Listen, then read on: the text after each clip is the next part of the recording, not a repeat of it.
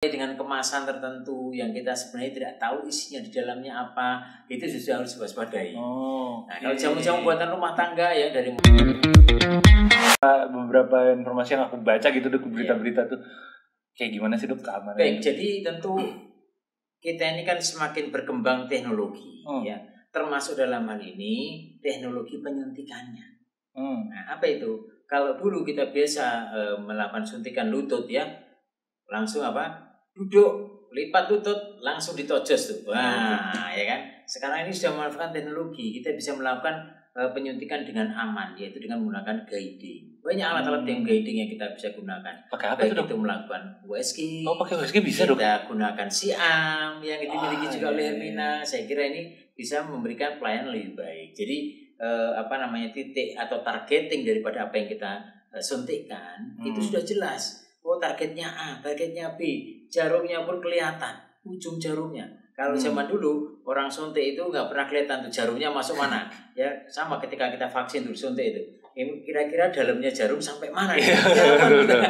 Tapi dengan teknologi terbarukan saat ini kita bisa melakukan penyuntikan dengan guiding.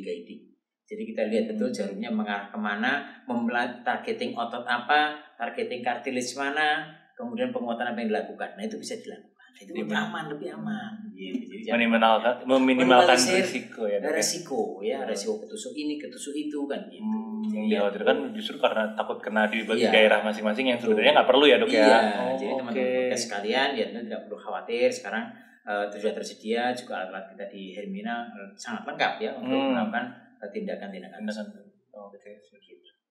Oke, selain suntik sama obat nih Dok, untuk pain management sendiri apa sih Dok yang biasanya bisa dipakai di sini Dok?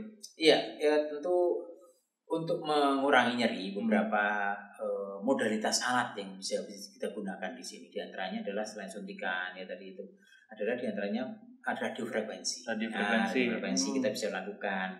Baik itu sifatnya ablasi ya atau memotong saraf yang nyeri ya, atau yang sifatnya pulse. Pulse itu dalam rangka apa? Melakukan treatment terapi dari sakitnya tersebut. Jadi pengendalian rasa sakitnya dengan melakukan treatment pada saraf ya, itu menggunakan radiofrekuensi. Langsung ke sarafnya langsung ya? Langsung pada sarafnya, tapi ya kita tidak terkena ya, kita hanya berada di sekitar saraf yang bermasalah tersebut. Biasanya dipakai sama yang kayak gimana tuh Dok kalau misalkan? Macam-macam ya, kita bisa melakukannya di tempat-tempat yang sakit, di lutut, di pinggang kita bisa melakukan, kemudian bahkan untuk nyeri-nyeri kepala ya, yang membandel atau trigeminal neuralgia, nyeri wajah separuh, kita bisa gunakan itu juga untuk mengendalikan nyerinya.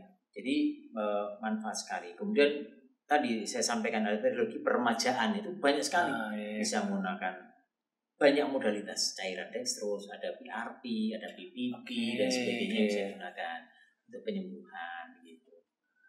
Nah, untuk yang balik lagi Dok yang peremajaan itu Dok ya.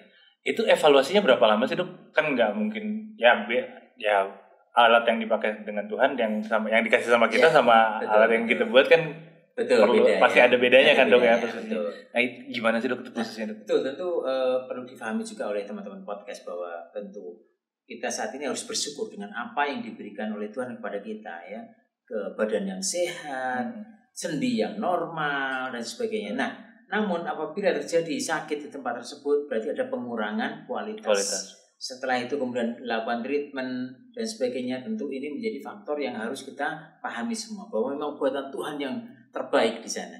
Namun kemudian kita sebagai manusia adalah menyempurnakan ikhtiar. Ikhtiar adalah doa dan usaha. Kita berdoa untuk sehat kembali, usaha dalam mencapai penyembuhan harus dilakukan secara maksimal. Nah, apa yang kita lakukan setelah mendapatkan treatment, terapi dan sebagainya, kita tahu yaitu normalnya penyembuhan jaringan. Berapa lama? 3 minggu.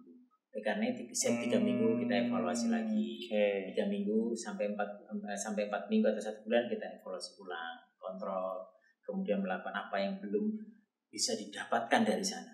Ya, seperti itu. Untuk penyembuhan jaringannya sendiri kan 3 minggu nih Dok, 3 sampai 4 minggu. Apakah itu bisa lebih cepat atau lebih malah betul. Lebih banyak lagi? Jadi faktor yang mempengaruhi diantaranya adalah usia. Semakin remaja semakin cepat sembuhnya. Ya apalagi anak-anak, waduh cepet banget hitungan hari. Tapi kalau usia yang lebih, ya tadi saya sampaikan jelita, apalagi lansia, maka butuh kesabaran. Nah disitulah kemudian kita melakukan evaluasi step by step. Karena apa? Harus butuh kesabaran jika kemudian waktunya memang memanjang. Dari treatment yang dilakukan, gitu Bang. Oke. Siap. Ya paling kalau misalkan teman-teman dari Hermina mau untuk ke klinik nyeri, di Hermina sekarang udah ada. Tadi ada RFA, ada suntik sendi, suntik peremajaan juga udah ada ya dok ya. Ada. Terus ya kalau misalkan mau ngomongin nyeri, jangan ragu deh kalau misalkan udah nggak tahan nih pakai obat, atau misalkan ragu mau minum obat ya dok ya. Iya betul. Datang aja langsung, di sini sudah ada Dokter Sani, spesialis tulang. Sama beliau juga nanti ada klinik nyeri. Nanti kita ngobrol-ngobrol lagi dok ya. Siap, insya Allah. Siap. Ya. Sampai jumpa di podcast Hermina berikutnya. Sampai jumpa.